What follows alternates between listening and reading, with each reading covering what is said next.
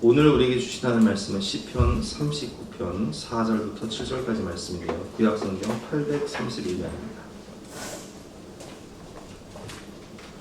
한 절씩 교독하실 때 제가 한 절 읽고 여러분들이 들어가겠습니다. 여호와의 나의 종말과 연한이 언제까지인지 알게 하사 내가 나의 연약함을 알게 하소서.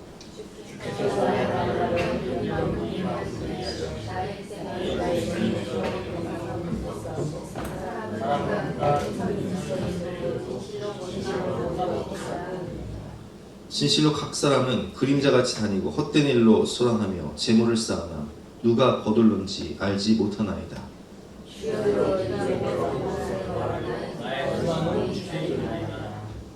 아멘.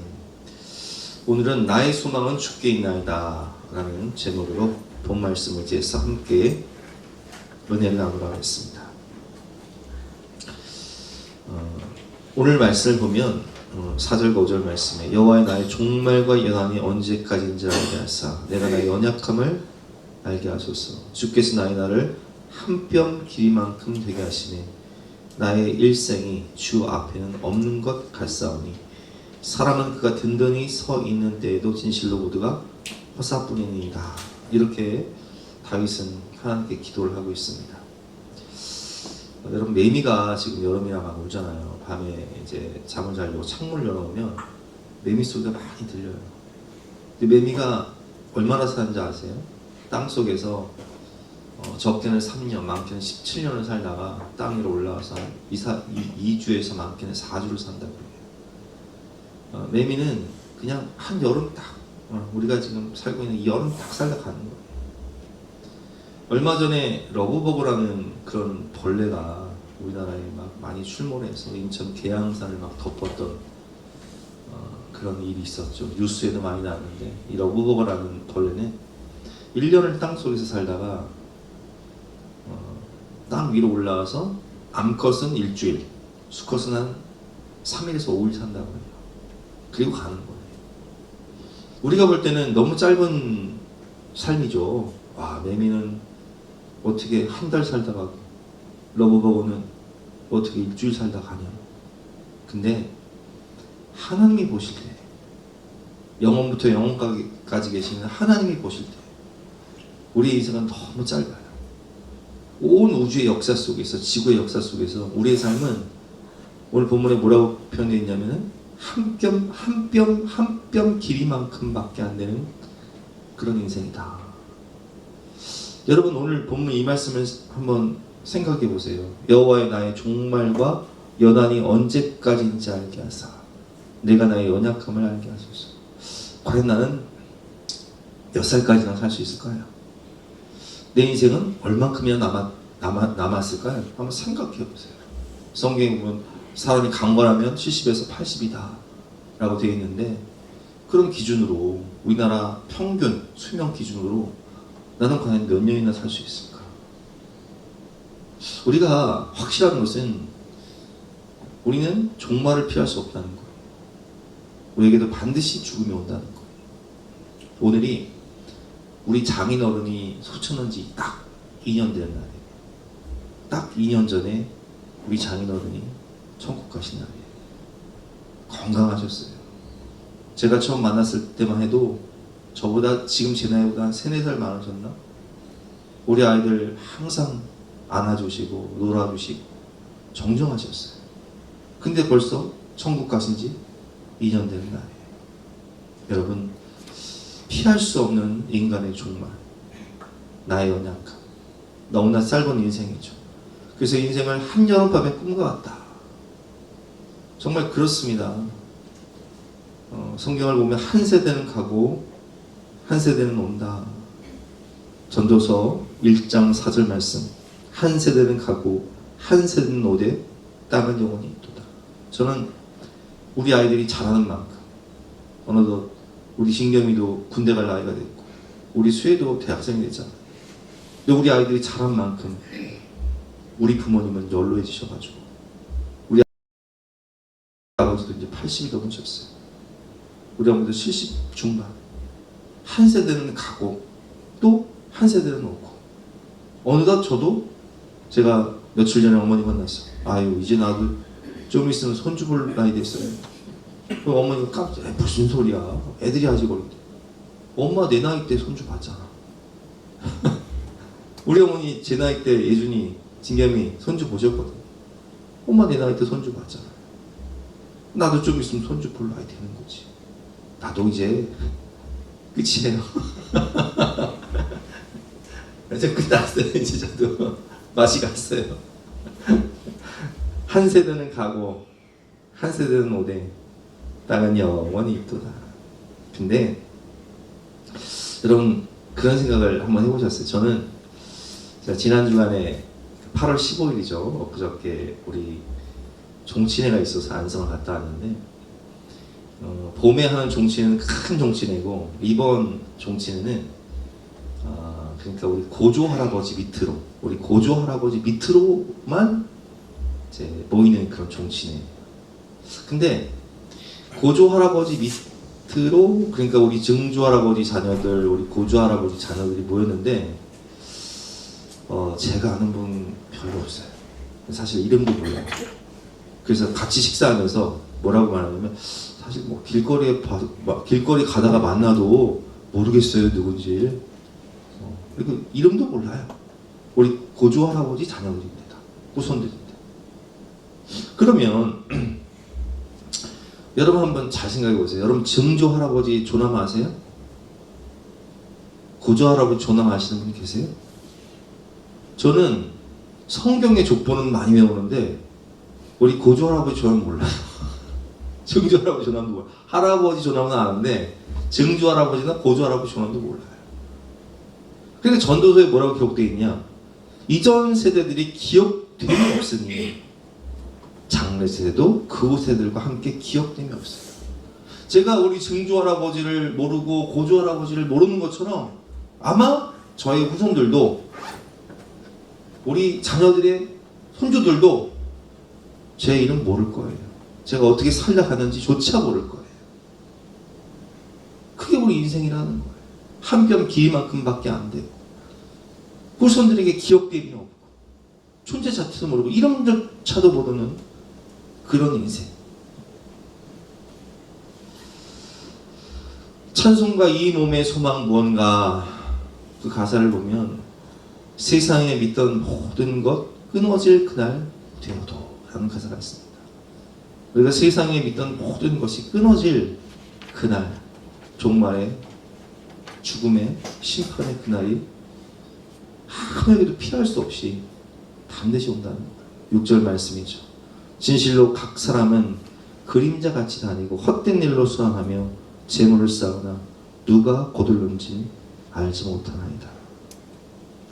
지난 주간에 제가 휴가 갔잖아요. 근데 우리 화요일날 큰 고모가 돌아가셨다는 거예요. 91세신데 요양원 들어가신 지 한 10일 정도 되셨는데 거기서 이제 돌아가셨어요. 잘 적응을 못하시고 돌아가셨는데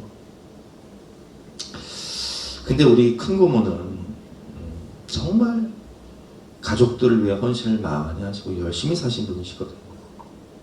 결혼을 하셨는데 우리 큰 고모부죠. 고모부가 이미 애가 있었어. 그리고 또 결혼을 해서 또 어디서 나온 또 딸이 있었고 또 자녀가 없다, 아들이 없다 보니까 아들이 또 입양을 했어요. 그래서 세 자녀를 키웠는데 세 자녀 중에 큰 고모 자녀가 한 명도 없었어요. 근데 영등포에서 영등포 시장 옆에서 이제 이 음식 장사를 하시면서 아주 열심히 사셔가지고 자녀들도 키우고 또 다 아시겠지만 우리 큰아버지가 일찍 돌아가셨잖아요. 큰어머니 큰아버지 일찍 돌아가셔서 조카들 도와주고 근데 우리 큰 고모가 그 조카들 도와주고 뭐 이렇게 자녀들 키우고 평생을 사시면서 이제 그 영등포가 개발되면서 그 땅을 보상받아가지고 안성에 집을 이제 두 채를 사셨는데 평생을 사시면서 자신을 위해서 돈을 쓴 적이 없어요. 어디 좋은 식당 가서 밥을 먹거나 혹은 뭐 제주도라도 한번 가신 적이 한 번도 없어요. 여행을 가신 적이 한 번도 없어. 그냥 고생만 하시고 정말 열심히 돈 벌고 고생만 하시다가 전혀 누리지도 못하고 그냥 집에 가보면 이제 안성 집에 가보면 자녀들이 에어컨을 달아놨는데도 돈 나온다고 에어컨을 못 켜요. 땀을 뻘뻘 흘리고 계신 거예요. 그러다가 이제 가셨단 말이에요. 그러면 그 재산은 어떻게 돼요? 자녀들이 나누겠죠. 그럴 거예요. 여러분 6절 말씀 보니까 진실로 각 사람은 그림자 같이 다니고 헛된 일로 쏘라며 재물을 열심히 일하고 돈도 벌고 재물을 쌓아요. 근데 그걸 누가 가져가는지는 알지 못해요. 자신을 위해서는 전혀 누리지도 못하고 고생만 하다가 그렇게 다행히 그래도 늘 우리 고모가 평생 불교 신자로 살았거든요. 자녀들 결혼식도 절에서 했어요. 근데 요양보호사가 목사님이 오신 거예요. 얼마나 감사해요.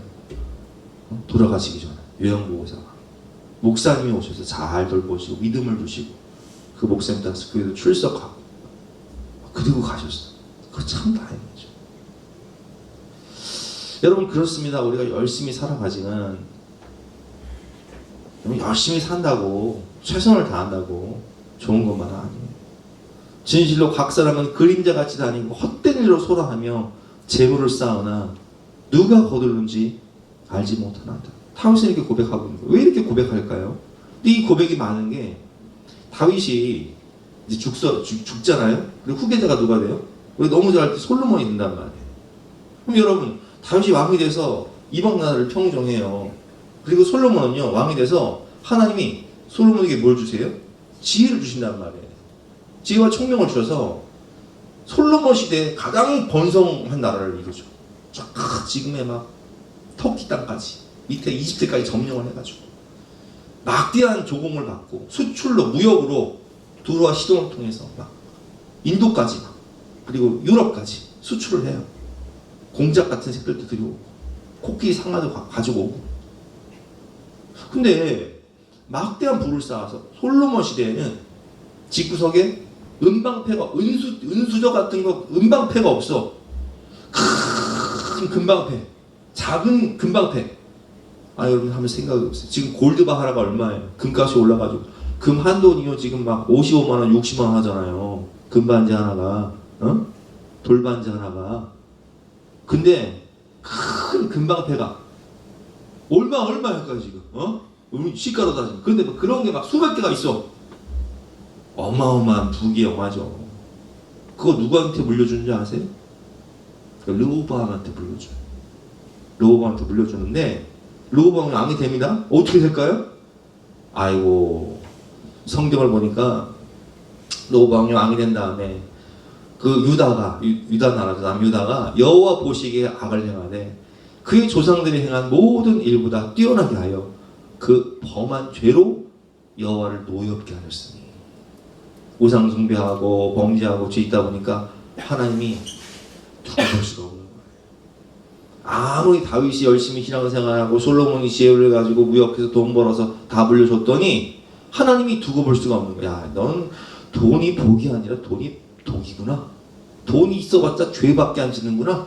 걷어가시는 거야. 그래서 르호보암 왕 제5년에 애굽 왕 시삭이 올라와서 예루살렘을 점령해버려요. 그래서 싹 다 가져가버려요. 금방패, 은금 보화 싹 다 가져가버려요. 26절 말씀을 읽어보겠습니다. 시작. 여호와의 성전의 보물과 왕궁의 모든 보물을 모두 빼앗고 또 솔로몬이 만든 금방패를 다 빼앗은지라. 아니 그러면 솔로몬이 무역하고 다윗이 다른 나라 정복해서 가져온 은금 보화 어떻게 된 거야 이거 다? 싹 다 빼앗겼네. 여러분 그릇이 안 되니까 죄 짓고 범죄하고 타는 돈이 복이 아니라 독이 되어버리니까 그냥 싹 다 걷어가시는 거예요. 다윗은 이걸 알았나 봐요. 그래서 6절 말씀에 오늘 뭐라고 볼게요. 진실로 각 사람은 그림자같이 다니고 헛된 일로 소란하며 재물을 쌓으나 누가 거둘는지 알지 못하나이다. 죽도록 위해서 후손들 물려줬더니 손주들 물려줬더니 싹 다 날려버렸네. 여러분, 제가 우리 할머니 권사님한테 드리는 말씀 있어요.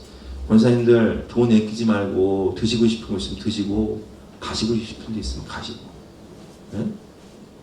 우리 고모처럼 살지 마시라고. 아니 뭐 나는 뭐 노력도 못하고 내가 후손들 물려줬더니 솔로몬 아들 로보암이 다 말아먹었네. 여러분, 하나님 주신 물질적인 축복이 있다면 선한 일에 힘쓰고 잘 누리고 베풀고 나누다가 하나님 부르시면 끝나는 거예요. 우리가 뭐 가져갈 수도 없어. 썩어질 세상 것, 이 땅에 소망을 두지 말고 우리는 영원한 하나님 나라를 바라보면서 그냥 믿음으로 사는 거예요. 여러분, 열심히 돈 벌어서 성공하면 물론 돈이요 삶의 질을 높이긴 해요. 24평 사는 것보다는 32평이 낫고 32평보다는 45평 아파트가 낫겠죠. 애들 방 하나씩 다 주고 취미 공간도 있고 자동차도 2대 있는 것보다는 3대가 낫겠죠. 삶의 질은 높여줘요. 하지만 여러분, 결정적 순간에 돈이 나를 구원해주지 못합니다. 지금 이 화면에 보이는 배는요, 딱 1년 전이에요. 작년 8월 19일에 침몰된 배예요. 이 배의 주인은 누구냐? 영국의 빌 게이츠라는 별명을 갖고 있었던 마이클 린치입니다. 이 사람은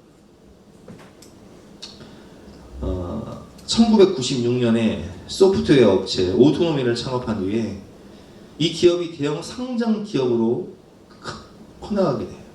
그래서 이 기업을 2011년에 미국의 HP에 110억 달러, 그러니까 우리나라 돈으로 한 15조 원에 매각을 해요. 얼마라고요? 15조 원에 매각을 해요. 어마어마한 돈이죠. 15조 원, 그거 여기 통장 보기나 했으면 좋겠어. 봐봤으면 좋겠어. 근데 기업 가치를 부풀렸다는 사기 혐의를 받아서 오랜 시간 재판을 하는데 그 재판에서 무죄 판결을 받아요.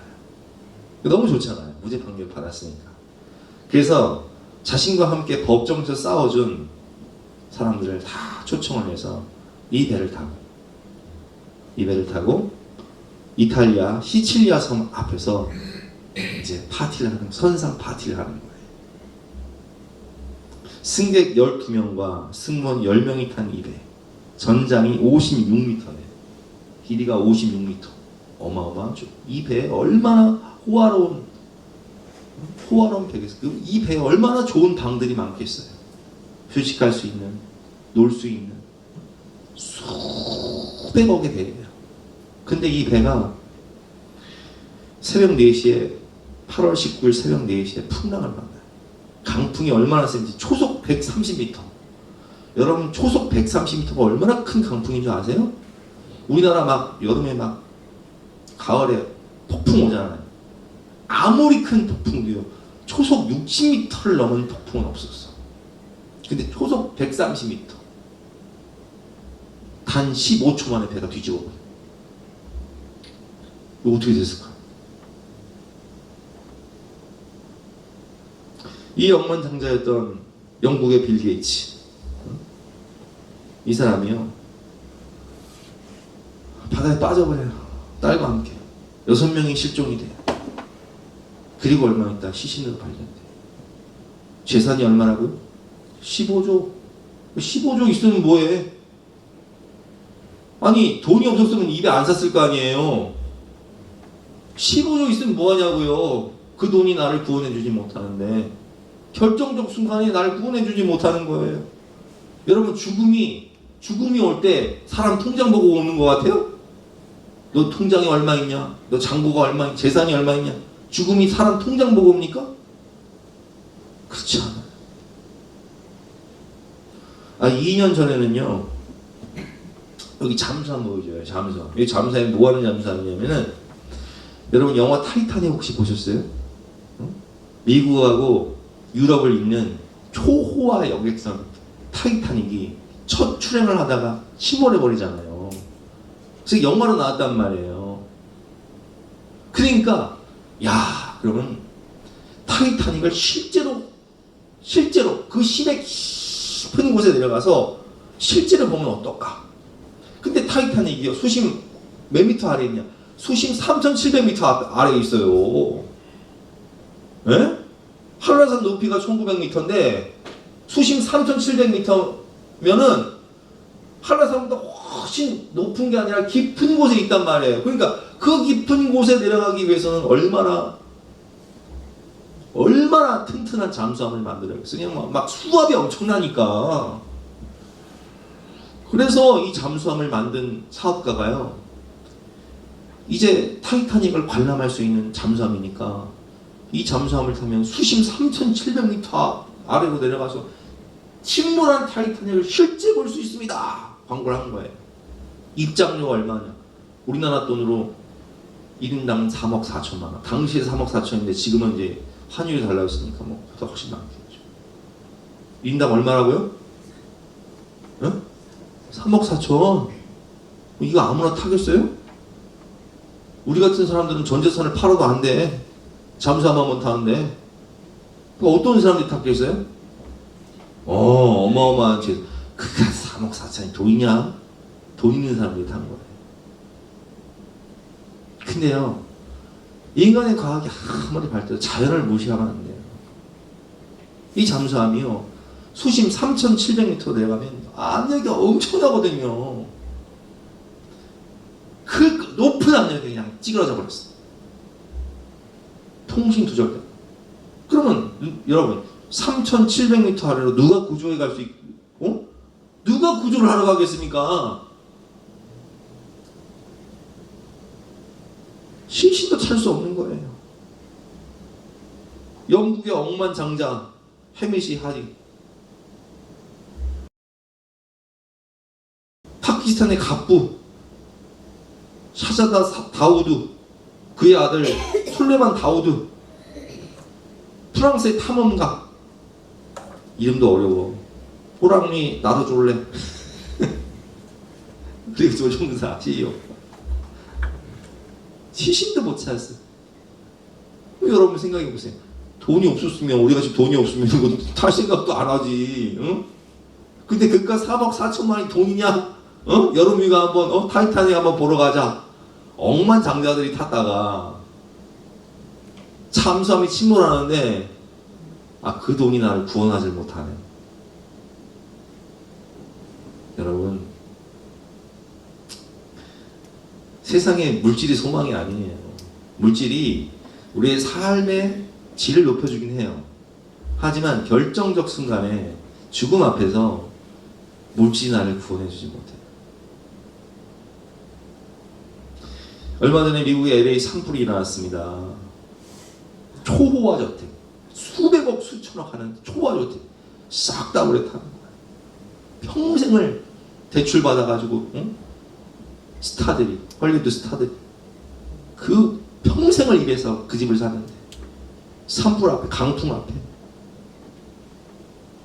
지난 봄에 우리 경북 지역 산불 어마어마했잖아요.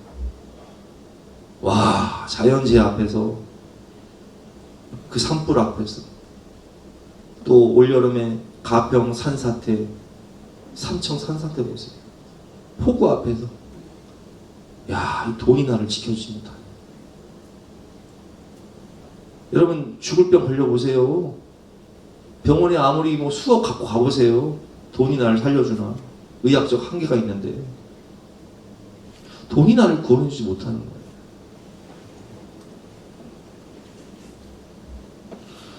물질에 소망을 두고 살다가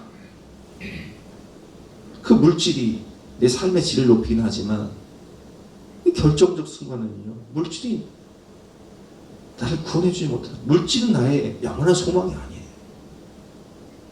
어떤 사람은 난 물질 의지하지 않고 사람 의지하겠습니다.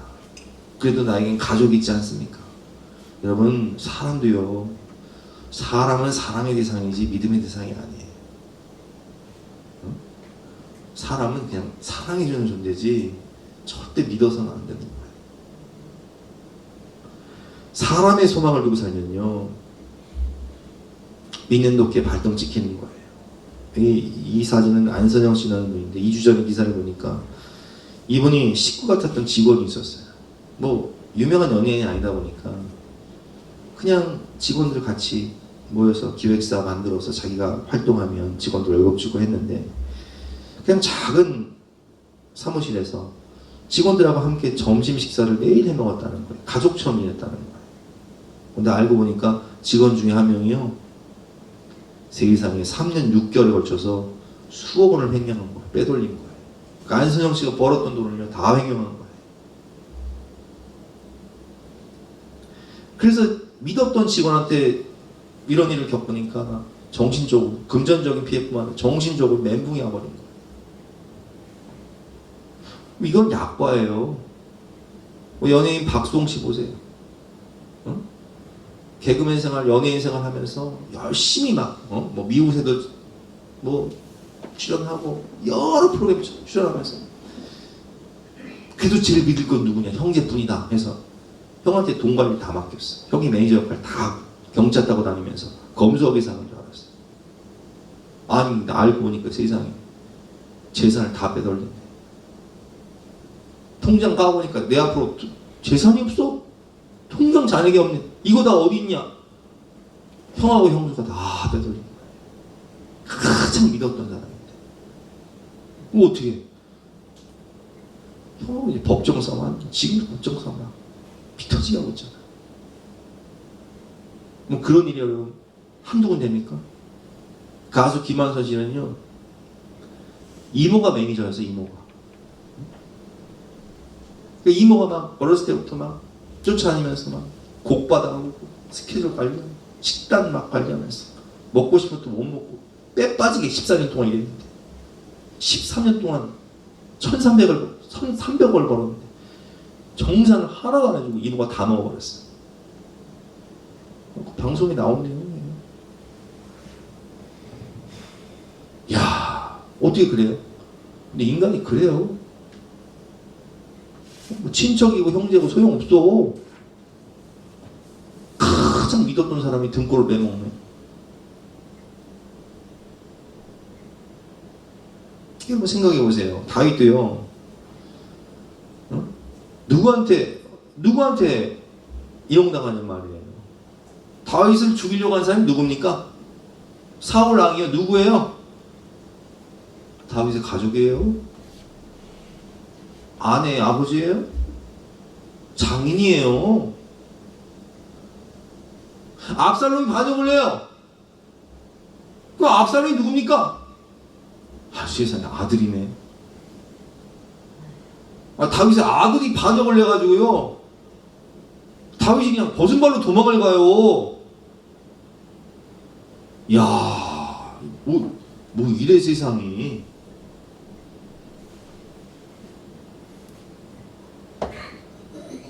믿는 도끼에 발동시키는 사람이죠. 사랑은 믿음의 대상이 아니에요. 그냥 사랑의 대상이지. 내가 사랑해주면 끝나는 거예요. 믿는 도끼에 발동시키는 거예요.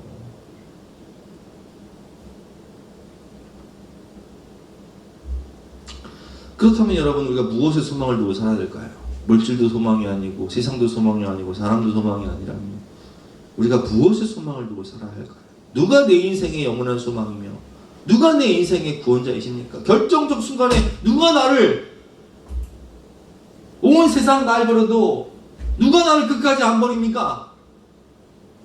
온 세상 날 버려도 주 예수 안 버려 끝까지 나를 돌아보시니 인생과 영생의 영원한 소망이 되시고 대책이 되시는 분은 오직 우리 주님뿐인 거예요. 그래서 다윗은요, 오늘 시편에서 이렇게 기도하는 거예요. 고백하는 거예요. 7절 말씀이죠. 시작. 주여, 이제 내가 무엇을 바라리요? 나의 소망은 주께 있나이다. 아멘. 여러분 생각해 보세요. 이 다윗의 삶의 고백인데, 다윗은 어릴 적에요, 직업이 뭐였어요? 목동이었어요. 근데 목동은요, 우리가 너무 잘 알지만 이 천한 직업이에요. 왜냐? 거기 건기와 우기가 있다 보니까 건기 때는요, 푸른 수정 맑은 물결을 찾아서 3개월 집을 떠나서 노숙을 해야 돼. 그러니까 누가 하려고 해요, 이걸? 응? 여러분 이슬비 맞으면서 3개월 잘 수 있어요? 그리고 양을 짓기 위해서 곰과 사자와 싸워야 돼. 가장 천한 직업. 근데요, 부모가 볼 때도 다윗은 야, 너 공부도 못하고 넌 소망이 없다. 넌 목동이나 하며 살아라. 사무엘이 왔을 때도 부모가 그냥 제껴놔요. 근데 하나님은 아니었어요. 하나님은 다윗에게 꿈을 주시는 거예요. 소망을 주시는 거예요. 그리고 사무엘 선지자를 통해서 기름을 부으시죠. 너는 왕이 될 것이다. 너는 이스라엘의 통치가 될 것이다. 와, 이런 소망을 주시네. 그 목동으로 양을 지키기 위해서 곰하고 싸우고 심지어는 사자와 싸워야 돼요. 근데 곰과 사자와 싸울 때 곰을 이길 수 있는 용기와 사자를 이길 수 있는 능력을 주신 분이 누구십니까? 하나님. 그걸 체험하다 보니까 다윗은 골리앗 앞에서 당당하게 나가는 거예요. 너는 칼과 창과 단창으로 내게 나아오거니와 난 내가 모욕하는 이스라엘 하나님 만군의 여호와의 이름으로 하나님이 내 소망이시니까 하나님이 내 능력이시니까 하나님의 이름으로 내게 나아가노라. 여러분, 그렇습니다. 용기와 소망을 주시고 능력을 주시고 수많은 전쟁터를 누비며 블레셋과 이방 나라들과 싸울 때 승리를 주신 분, 그분이 누구시냔 말이에요. 우리 하나님. 3,000명의 군사들과 함께 매일 다윗을 10년 동안 추격을 해요. 사울왕이. 사울왕 만나면 죽는 날이에요. 초상 치는 날이에요. 그런데 불꽃 같은 눈동자로 매일매일 다윗을 인도하시는데 지키시고 보호하시는 방패가 되시고 요새가 되시는 분이 누구시냔 말이에요. 우리 하나님. 영원한 소망이 되시고 방패가 되시고 요새가 되시고 반석이 되시고 피할 바위가 되시고. 한 번은 다윗이요 블레셋 땅 시글락에 있을 때 아말렉 사람들이 다윗이 군사들과 나간 사이에 아말렉 사람들이 시글락을 점령해서 다 불질러 버리고 재산 다 뺏어가고 가족들을 다 끌고 간 거예요. 본거지에 돌아보니까 다 불타고 가족들이 노예로 끌려갔어. 부하들이 성질이 나니까. 왜? 지금 애가 살았는지 죽었는지 몰라. 배는 게 없어 지금. 다윗을 막 돌로 쳐 죽이려고 해요. 그러나 성경을 보면 다윗이 다급했으나 그 여호와 하나님을 힘입어 용기를 얻었더라. 그리고 제비를 보아요. 응? 하나님께 부활. 하나님, 제가 추격하면 이 아말렉의 본고지를 찾아서 이 모든 것을 회복할 수 있겠습니까? 내가 너와 함께하자. 가라. 그래서 애굽 소년, 광야에 버려진 애굽 소년, 병든 애굽 소년을 만나잖아요. 넌 누구냐? 음식을 먹여주면서 회복시키고. 넌 누구냐? 저는 애굽 소년인데 아말렉 사람들이 저를 병들었다고 버렸습니다. 근거지를 알려줘라. 급습을 내버리죠. 그리고 모든 것을 회복하고 오히려 큰 전리품을 얻고 가족들 다 잡고 돌아가요. 여러분, 부하들도 다윗을 놀러 치려고 할 때 물질 다 잃어버리고 부하들마저 다윗을 놀러 치려고 할 때 다윗에게 대책이 되시고 소망이 되신 분이 누구십니까? 하나님. 그래요, 여러분, 우리가 인생을 살면서 나에게 꿈을 주시고 소망을 주시고 마침내 다윗을 들어서 통일한 국의 왕으로 높여주시는 분이 누구시냔 말이에요. 하나님. 때로는 우리가 연약해서 다윗이 밧세바를 취함으로 말미암아 범죄하고 넘어지고 쓰러지지만 그럼에도 불구하고 하나님의 말씀을 통해서 책망할 때 다윗이 그걸 깨닫고 회개하잖아요. 철저히. 우리가 회개할 때 우리를 용서하시고 우리를 위로하시고 다시 이렇게 세워주시는 분, 그분이 누구세요? 우리 하나님. 아들 압살롬이 반역으로 세상에 믿었던 아들이 다른 사람도 아니고 아들이 반역을 해서 살지 죽을지 모르고 도망을 갈 때 다시금 오뚜기처럼 이렇게 세워주시는 분이 누구십니까? 그분도 하나님. 아들도 나를 배신했어요. 여러분, 우리가 죽음과 심판대 앞에서 누가 그 죽음의 순간 심판대 앞까지 같이 가냔 말이에요. 누가 나를 변호해 주냔 말이에요. 누가 나를 위해 대신 죽어주냔 말이에요. 누가 나를 위해 생명값, 누가 나를 위해 그 핏값으로 나를 위해 십자가에서 고통을 대신 당해 주시냔 말이에요. 우리 주님. 인생과 영생의 영원한 소망이 되시고 대책이 되시는 우리 주님이 심판대 앞에서 테텔레스다. 내가 이 죄값을 다 갚았으니 이 자녀는 나를 믿음으로 통과 천국문을 열어주시고 만세반석 열린 내가 들어갑니다. 주여 내가 무엇을 바라리요? 나의 소망은 주께 있나이다. 이게 다윗의 고백이에요. 그래서 우리의 고백이지 않습니까? 오늘 우리 삶의 결론과 고백 우리 함께 우리 큰 소리 함께 듣겠습니다. 시작. 주여 이제 내가 무엇을 바라리요? 나의 소망은 주께 있나이다. 아멘. 짧은 인생 한 뼘 길이만큼밖에 안 되는 인생, 물질과 세상의 소망 두지 말고 사람 의지하고 사람 믿다가 발등 지키지 마시고 인생과 영생의 영원한 대책이 되시고 소망이 되시는 하나님, 주여 이제 내가 무엇을 바라리요? 나의 소망은 주께 있나이다 고백하며 살아가시는 저와 여러분 되시기를 주님의 이름으로 축원합니다.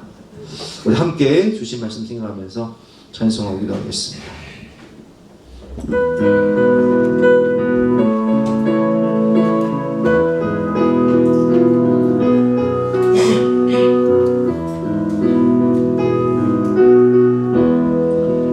이 몸의 소망 무언가 우리 주 예수 그리세 우리 주 예수밖에는 믿으리 아주 없도다 주 나의